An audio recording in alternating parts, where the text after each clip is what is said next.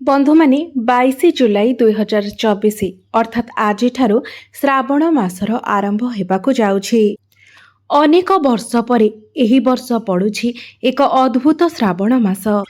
एही वर्षर जो श्रावण मास पड़ुछि ताहा सोमवार रे आरंभ होई सोमवार रे शेष हेबाकु जाउछि अर्थात 22 जुलाई जहाँकि सोमवार अटे एवं श्रावण मासर शेष हेब अगस्ट 19 तारिख रे एवं अगस्ट 19 तारिख मध्य सोमवार अटे। तो यह आम मानक पई एक अद्भुत महासंयोग अटे। आमर हिंदू धर्म रे एही थरर श्रावण मासटी को अत्यंत विशेष एवं खास बोली माना जाउछि। एही श्रावण मास आरंभरू ग्रह मानकर गोचर स्थिति रे एक बहुत बड़ परिवर्तन हेबाकु जाउछि। आमर राशि चक्र रे जे 12टी राशि रहिछि सेही राशि मानक मध्यरु किछि राशि उपरे भगवान भोला शंकरंकर कृपा दृष्टि बनिबाकु जाउछि। तेबे 12टी राशि मध्यरु 6टी राशिंकर जीवन रे एक बहुत बड़ परिवर्तन हेबाकु जाउछि। एमानंको जीवन रे एक चमत्कारी परिवर्तन हेबाकु जाउछि। एमानंकर जीवन बदलिबाकु जाउअछि। आपणको जीवन रे जहाँ भी किछि दुख जहाँ भी किछि समस्या चालुथिला से सबु किछि दूर होई जिवो। भगवान भोलानाथंकर कृपारु आपणकर समस्त मनस्कामना पूर्ण हेबो। भगवान भोला शंकर एवं माँ लक्ष्मी को कृपारु आपणको उपरे धनर वर्षा हेबाकु जाउछि। एही 6 गोटी राशि मानकर अटकी रहिथिबा कार्य संपूर्ण हेबाकु जाउछि। एहा सहित आपण माने नूतन कार्य मध्य आरंभ करिवे एवं सेथिरे सफलता मध्य लाभ करिवे। जो व्यक्ति माने चाकरी करिसेंती से माने पदोन्नति हासिल करिवे एवं व्यवसाय करुथिबा व्यक्ति मानकु व्यवसाय रे बहुत भल लाभ मध्य प्राप्ति हेबो। पारिवारिक जीवन आपणकर सुखमय रहिबो एवं आपण माने निज जीवन साथीक सहित अधिक समय मध्य अतिबाहित करिवे एवं आपणकर दाम्पत्य जीवन हस खुशी रे कटिबो। एहा सहित समाज रे आपणकर मान सम्मान एवं पद प्रतिष्ठा मध्य वृद्धि पाइबो। आपण मानंकु आपण मानंकर माता पिता मानंकर पूर्ण सहयोग प्राप्ति हेबो। तेबे आसंतु जानिबा सेही भाग्यशाली राशि मानक विषय जो मानकर भाग्य एही श्रावण मास ठारू संपूर्ण भाबरे बदलिबाकु जाउछि जो मानक विषय आमे माने एही वीडियो रे आलोचना करूछे। तेबे बंधु माने एहा पूर्वरु जदि आपण माने भगवान शिव शंकरंकु भक्ति एवं विश्वास करुथांती तो वीडियोटी को लाइक करी चैनल टी को सब्सक्राइब कर दियंतु एवं कमेंट बॉक्स रे ओम नमः शिवाय हर हर महादेव निश्चय लिखंतु। बंधु माने प्रथम भाग्यशाली राशिटी हेउछि मेष राशि। ज्योतिष शास्त्र अनुसारे ग्रह मानकर गोचर स्थिति रे परिवर्तन जोगु एवं भगवान भोला शंकरंकर कृपा जोगु आपणकर कुंडली रे गजलक्ष्मी राजयोगर सृष्टि होईछि जहा मेष राशिर व्यक्ति विशेष मानक पई अत्यंत शुभ फलदायी रहिबो। ग्रह मानकर शुभ प्रभाव हेतु चाकरी रे पदोन्नति हेबो, रोजगार रे वृद्धि हेबो, परिवार रे सुख समृद्धि आसीबो, पैतृक संपत्ति आपण लाभवान हेबे, अटकी रहिथिबा व्यवसाय रे आपण पुनर्बार उपरकू उठिबे, आपणकू लाभ प्राप्त हेबो एवं चाकरी क्षेत्र रे जदि किछि समस्या रहिथिला तेबे ताहार मध्य समाधान होई जिवो। व्यवसाय रे लाभ हेबा सहित विपुल धन लाभ हेबार मध्य जोग बनुअछि। आपणकर आय वृद्धि हेबो, वैवाहिक जीवन सुखमय हेबो। छात्र छात्री मानक पाई मध्य एही श्रावण मासटी अत्यंत शुभदायक रहिबो। तेबे आपणकर जदि मेष राशि होइथाय तेबे कमेंट बॉक्स रे ओम नमः शिवाय निश्चय लिखंतु। द्वितीय भाग्यशाली राशिटी हेउछि वृष राशि। ज्योतिष शास्त्र अनुसार वृष राशिर व्यक्ति विशेष मानक पाई एही श्रावण मासटी अत्यंत विशेष हेबाकु जाउछि। श्रावण मासर आरंभरू ही वृष राशिर व्यक्ति विशेष मानकर खुशीर दिन आरंभ हेबाकु जाउछि। आपणकर आर्थिक स्थिति रे उन्नति आसीबो, विपुल धन लाभ हेबो। कठिन परिश्रमर संपूर्ण फल आपणଙ୍କୁ एही मासरे प्राप्त हेबो। एहा व्यतीत एही श्रावण मासरे आपणଙ୍କର भाग्य मध्य आपणଙ୍କର साथ देबो। ଆପଣଙ୍କୁ ଅନେକ ଗୁଡ଼ିଏ ଚ୍ୟାଲେଞ୍ଜର ସାମ୍ନା କରିବାକୁ ପଡ଼ିପାରେ। ମାତ୍ର ଏସବୁ ସତ୍ତ୍ୱେ ମଧ୍ୟ ଆପଣ ଟଙ୍କା ସଞ୍ଚୟ କରିବାରେ ସମର୍ଥ ହେବେ। ଛାତ୍ରଛାତ୍ରୀମାନଙ୍କ ପାଇଁ ମଧ୍ୟ ଏହି ଶ୍ରାବଣ ମାସଟି ବହୁତ ଭଲ ରହୁଛି।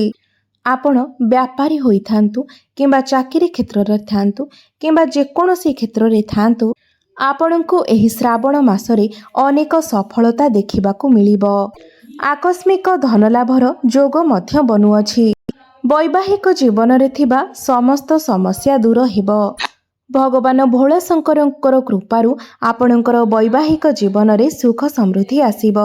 ଧାର୍ମିକ କାର୍ଯ୍ୟ ଆଡ଼କୁ ଆପଣ ମନ ବଳାଇ ପାରନ୍ତି। ଦୀର୍ଘ ଦିନରୁ ଲାଗି ରହିଥିବା ସମସ୍ୟା ଦୂର ହେବ। ସମାଜରେ ମାନ ସମ୍ମାନ ବୃଦ୍ଧି ପାଇବ।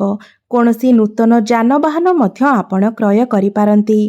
ଯଦି ଆପଣଙ୍କର ବୃଷ ରାଶି ହୋଇଥାଏ, ତେବେ କମେଣ୍ଟ ବକ୍ସରେ ହର ହର ମହାଦେବ ନିଶ୍ଚୟ ଲେଖିଦିଅନ୍ତୁ। ତୃତୀୟ ଭାଗ୍ୟଶାଳୀ ରାଶିଟି ହେଉଛି ତୁଳା ରାଶି।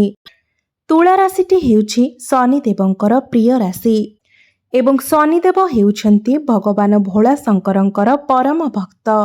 ପୁରୁଣା ବିନିଯୋଗରୁ ଆପଣଙ୍କୁ ଅଧିକ ଲାଭ ପ୍ରାପ୍ତ ହେବ। ଯଦି କୌଣସି ଦିଗରେ ଆପଣ ଇନଭେଷ୍ଟ କରିଥିଲେ, ଏବେ ସେଥିରେ ଆପଣଙ୍କୁ ଅଧିକ ଲାଭ ଦେଖିବାକୁ ମିଳିବ। ଚାକିରି କରୁଥିବା ବ୍ୟକ୍ତିମାନଙ୍କର ପଦୋନ୍ନତି ହେବ। ବ୍ୟବସାୟୀମାନେ ଅଧିକରୁ ଅଧିକ ଲାଭ ଉଠାଇ ପାରିବେ। ଦାମ୍ପତ୍ୟ ଜୀବନ ମଙ୍ଗଳମୟ ହେବ। ପାରିବାରିକ ଜୀବନରେ ମଧୁରତା ଆସିବ। ଦୂର ସ୍ଥାନକୁ ଯଦି ଆପଣ ଯାତ୍ରା କରୁଥାନ୍ତି, ତେବେ ଆପଣଙ୍କ ପାଇଁ ତାହା ଲାଭଦାୟକ ରହିବ। ବ୍ୟବସାୟରେ ସଫଳତା ପାଇବେ। ଆର୍ଥିକ କ୍ଷେତ୍ରରେ ଲାଗି ରହିଥିବା ସମସ୍ୟାଗୁଡ଼ିକର ସମାଧାନ ହେବ। ଆକସ୍ମିକ ଧନଲାଭ ହେବାର ମଧ୍ୟ ଯୋଗ ବନୁଅଛି। କୋର୍ଟ କଚେରୀ ମାମଲାରେ ଆପଣ ବିଜୟ ପ୍ରାପ୍ତ କରିବେ। ଛାତ୍ରଛାତ୍ରୀମାନଙ୍କ ପାଇଁ ମଧ୍ୟ ଶ୍ରାବଣ ମାସଟି ଅତ୍ୟନ୍ତ ଶୁଭମୟ ରହିବ। ଆପଣ ଯେକୌଣସି କ୍ଷେତ୍ରରେ ଥିଲେ ମଧ୍ୟ ଆପଣଙ୍କ ପାଇଁ ସମୟ ଶୁଭ ରହିଛି। ତେବେ ଆପଣଙ୍କର ଯଦି ତୁଳା ରାଶି ହୋଇଥାଏ, ତେବେ କମେଣ୍ଟ ବକ୍ସରେ ଓମ୍ ନମଃ ଶିବାୟ ନିଶ୍ଚୟ ଲେଖନ୍ତୁ। ଚତୁର୍ଥ ଭାଗ୍ୟଶାଳୀ ରାଶିଟି ହେଉଛି କନ୍ୟା ରାଶି। ଆପଣଙ୍କର ରାଶିର ଅଧିପତି ହେଉଛନ୍ତି ବୁଧ ଦେବ ଏବଂ ଏହି ମାସରେ ଆପଣଙ୍କୁ ବୁଧଙ୍କର କୃପା ପ୍ରାପ୍ତି ହେବାକୁ ଯାଉଛି। ଆପଣଙ୍କ କ୍ୟାରିୟରରେ ଏହି ଶ୍ରାବଣ ମାସରେ ଆପଣଙ୍କୁ ଅନେକ ସଫଳତା ପ୍ରାପ୍ତି ହେବ। ଏହା ବ୍ୟତୀତ ବ୍ୟବସାୟରେ ମଧ୍ୟ ଆପଣଙ୍କୁ ଅନେକ ଲାଭ ପ୍ରାପ୍ତ ହେବ। ତେବେ ସବୁ କ୍ଷେତ୍ରରୁ ଦେଖିବାକୁ ଗଲେ ବ୍ୟବସାୟ ହେଉ କିମ୍ବା ଚାକିରି କ୍ଷେତ୍ରରେ ହେଉ, ପ୍ରତ୍ୟେକ କ୍ଷେତ୍ରରେ ଆପଣଙ୍କୁ ଲାଭ ପ୍ରାପ୍ତ ହେବ। ଗୃହରେ ସୁଖ ସମୃଦ୍ଧି ମଧ୍ୟ ବୃଦ୍ଧି ପାଇବ। ଭଗବାନ ଭୋଳାଶଙ୍କରଙ୍କର କୃପାରୁ ଏହି ଶ୍ରାବଣ ମାସର ଆରମ୍ଭରୁ ହିଁ ଆପଣଙ୍କ ପାଇଁ ଖୁସିର ସମୟ ଆରମ୍ଭ ହୋଇଯିବ। ଆପଣଙ୍କର ଆର୍ଥିକ ସ୍ଥିତି ମଜବୁତ ହେବ ଏବଂ ସମସ୍ତ ଆର୍ଥିକ ସମସ୍ୟାର ମଧ୍ୟ ସମାଧାନ ହୋଇଯିବ। କଠିନ ପରିଶ୍ରମର ସମ୍ପୂର୍ଣ୍ଣ ଫଳ ଆପଣଙ୍କୁ ଏହି ମାସରେ ପ୍ରାପ୍ତି ହେବ। ସୁଖ ସମୃଦ୍ଧି ବୃଦ୍ଧି ପାଇବ। ଦୀର୍ଘ ଦିନରୁ ଲାଗି ରହିଥିବା ସମସ୍ୟାଗୁଡ଼ିକର ସମାଧାନ ହୋଇଯିବ। ଛାତ୍ରଛାତ୍ରୀମାନଙ୍କ ପାଇଁ ମଧ୍ୟ ଶ୍ରାବଣ ମାସଟି ଅତ୍ୟନ୍ତ ଶୁଭମୟ ରହିବ। ତେବେ ଆପଣଙ୍କର ଯଦି କନ୍ୟା ରାଶି ହୋଇଥାଏ, ତେବେ କମେଣ୍ଟ ବକ୍ସରେ ଓମ୍ ନମଃ ଶିବାୟ ନିଶ୍ଚୟ ଲେଖନ୍ତୁ। ପଞ୍ଚମ ଭାଗ୍ୟଶାଳୀ ରାଶିଟି ହେଉଛି କୁମ୍ଭ ରାଶି। କୁମ୍ଭ ରାଶି ପାଇଁ ଏହି ଶ୍ରାବଣ ମାସଟି ଭାଗ୍ୟୋଦୟର ମାସ ହେବ। ପୂର୍ବ ଅପେକ୍ଷା ଆପଣଙ୍କର ଆର୍ଥିକ ସ୍ଥିତି ଭଲ ରହିବ। ଆପଣଙ୍କ ଜୀବନରେ ଯେଉଁ କିଛି ବି ସମସ୍ୟା ଲାଗି ରହିଥିଲା, ଯେଉଁ ସବୁ ସମସ୍ୟା ଥିଲା, ସେ ସବୁ ସମସ୍ୟାର ସମାଧାନ ହୋଇଯିବ। ପ୍ରଗତିର ନୂଆ ରାସ୍ତା ଖୋଲିଯିବ। ଆପଣଙ୍କ ଜୀବନରେ ଧନ ଆଗମନର ନୂଆ ରାସ୍ତା ଖୋଲିଯିବ। ଯଦି କେଉଁଠାରେ ଆପଣଙ୍କର ଟଙ୍କା ଅଟକି ରହିଥିଲା, ତେବେ ସେହି ଟଙ୍କା ଆପଣଙ୍କୁ ପ୍ରାପ୍ତ ହେବ। ଚାକିରିରେ ଅଗ୍ରଗତି କରିବେ। ବିଶେଷ କରି ଯେଉଁ ଛାତ୍ରଛାତ୍ରୀମାନେ କମ୍ପିଟିଟିଭ୍ ଏକ୍ଜାମ୍ ପାଇଁ ପ୍ରିପେୟାର ହେଉଛନ୍ତି, ସେମାନଙ୍କ ପାଇଁ ସମୟ ବହୁତ ଶୁଭ ରହିବ। ଯଦି ଆପଣ ଅବିବାହିତ ଅଛନ୍ତି, ତେବେ ଆପଣଙ୍କର ବିବାହ ଯୋଗ ମଧ୍ୟ ଖୋଲିଯିବ। ଗଜକେଶରୀ ରାଜଯୋଗ ଆପଣଙ୍କର ଜାତକରେ ବନିବ, ଯାହାଫଳରେ ଆପଣଙ୍କ ଜୀବନରେ ଅନେକ ଉନ୍ନତି ଆସିବ। ବ୍ୟବସାୟରେ ବ୍ୟବସାୟୀମାନେ ଆର୍ଥିକ ଲାଭ ପାଇବେ। ବୈବାହିକ ଜୀବନ ସୁମଧୁର ରହିବ। ପୁରୁଣା ବିନିଯୋଗରୁ ଆପଣ ଲାଭବାନ ହେବେ। ଯଦି କୌଣସି କ୍ଷେତ୍ରରେ ଆପଣ ଇନଭେଷ୍ଟ କରନ୍ତି, ତେବେ ସେଥିରେ ଆପଣଙ୍କୁ ଲାଭ ପ୍ରାପ୍ତ ହେବ। ଏହି ଶ୍ରାବଣ ମାସରେ ଆପଣ ଅଧିକରୁ ଅଧିକ ଧନ ସଞ୍ଚୟ କରିପାରିବେ। ପରିବାରର ସଦସ୍ୟମାନଙ୍କ ସହିତ ସମ୍ପର୍କ ପୂର୍ବ ଅପେକ୍ଷା ଭଲ ରହିବ। ତ ସବୁ ଦୃଷ୍ଟିରୁ ଦେଖିବାକୁ ଗଲେ ଏହି 2024 ମସିହାର ଶ୍ରାବଣ ମାସଟି ଆପଣଙ୍କ ପାଇଁ ଅତ୍ୟନ୍ତ ଶୁଭମୟ ରହିବ। ତ ଆପଣଙ୍କର ଯଦି କୁମ୍ଭ ରାଶି ହୋଇଥାଏ ତେବେ କମେଣ୍ଟ ବକ୍ସରେ ହର ହର ମହାଦେବ ନିଶ୍ଚୟ ଲେଖନ୍ତୁ। ଶେଷ ରାଶିଟି ହେଉଛି ମୀନ ରାଶି। ଏହି ଶ୍ରାବଣ ମାସରେ ଯଦି ଆପଣ କୌଣସି ନୂତନ ବ୍ୟବସାୟର ଆରମ୍ଭ କରନ୍ତି ତେବେ ସେହି ବ୍ୟବସାୟରେ ଆପଣଙ୍କୁ ଆଶାନୁରୂପକ ଲାଭ ପ୍ରାପ୍ତ ହେବ। ଏହି ମାସଟି ମୀନ ରାଶିରେ ଯଦି ଆପଣ ବ୍ୟବସାୟୀ ଅଟନ୍ତି ତେବେ ଆପଣଙ୍କ ପାଇଁ ଅତ୍ୟଧିକ ଶୁଭମୟ ରହିବ। ବ୍ୟବସାୟୀମାନଙ୍କ ପାଇଁ ମାସଟି ବହୁତ ଖାସ୍ ରହିବ। ଆପଣଙ୍କୁ ସମସ୍ତ କ୍ଷେତ୍ରରେ ଶୁଭ ଫଳ ପ୍ରାପ୍ତି ହେବ। କ୍ୟାରିୟରରେ ଆପଣଙ୍କୁ ଅତୁଳନୀୟ ସଫଳତା ଦେଖାଦେବ। ଆପଣଙ୍କର ଆୟରେ ବୃଦ୍ଧି ହେବ। ବିଦେଶରୁ ଚାକିରି ଅଫର ମଧ୍ୟ ମିଳିପାରେ। ଯଦି ଆପଣ ନୂତନ ଯାନ କିମ୍ବା ଭୂମି କିଣିବା ପାଇଁ ଚାହୁଁଥାନ୍ତି ତେବେ ଆପଣଙ୍କର ଇଚ୍ଛା ମଧ୍ୟ ପୂର୍ଣ୍ଣ ହେବ। ପରିବାରରେ ସୁଖ ସମୃଦ୍ଧି ବୃଦ୍ଧି ପାଇବ। ପୈତୃକ ସମ୍ପତ୍ତିରୁ ଆପଣଙ୍କୁ ଲାଭ ପ୍ରାପ୍ତି ହେବ। ଯଦି କୌଣସି କାର୍ଯ୍ୟ ଆପଣଙ୍କର ଅଟକି ରହିଛି ତେବେ ସେହି କାର୍ଯ୍ୟ ମଧ୍ୟ ଆପଣଙ୍କର ସମ୍ପୂର୍ଣ୍ଣ ହେବ। ଚାକିରି କ୍ଷେତ୍ରରେ ଆପଣ ଅଗ୍ରଗତି କରିବେ। ଦାମ୍ପତ୍ୟ ଜୀବନ ମଧୁମୟ ହେବ। ବିବାହକୁ ନେଇକି ଯଦି ଆପଣଙ୍କର କୌଣସି ସମସ୍ୟା ଥିଲା ତେବେ ସେହି ସମସ୍ୟାର ମଧ୍ୟ ସମାଧାନ ହୋଇଯିବ। ଦୂର ସ୍ଥାନକୁ ଯାତ୍ରା ଆପଣଙ୍କ ପାଇଁ ଲାଭପ୍ରଦ ରହିବ। ଛାତ୍ରଛାତ୍ରୀମାନଙ୍କ ପାଇଁ ମଧ୍ୟ ଏହି ଶ୍ରାବଣ ମାସଟି ଅତ୍ୟନ୍ତ ଶୁଭମୟ ରହିବ।